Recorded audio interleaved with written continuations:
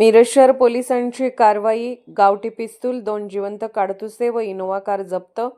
10,44,000चा मुद्देमाल हस्तगत, दोघांना अटक.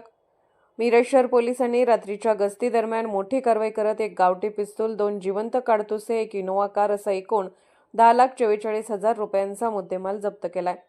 या प्रकरणी दोघांना अटक करून त्यांच्याविरुद्ध मिरज शहर पोलीस ठाण्यात गुन्हा दाखल करण्यात आला आहे. मिरज शहर पोलिसांकडून रात्रीची गस्त सुरू असताना गांधी पुतळ्यासमोर संशयास्पदरित्या एक इनोव्हा कार उभी असल्याचे सहाय्यक पोलीस निरीक्षक अण्णासाहेब गादेकर व त्यांच्या पथकाच्या निदर्शनास आले. पोलिसांनी तात्काळ सदर कारजवळ जाऊन कारमधील दोघांची चौकशी केली. त्यानंतर कारची झडती घेतली असता कारमध्ये एक गावठी पिस्तूल व 2 जिवंत काडतुसे आढळून आले. पोलिसांनी दोघा संशयितांना ताब्यात घेऊन कारसह शस्त्रसाठा जप्त केला. या प्रकरणी भारतीय हत्यार कायदा कलम 325 व 35 अन्वये गुन्हा दाखल करण्यात आला आहे.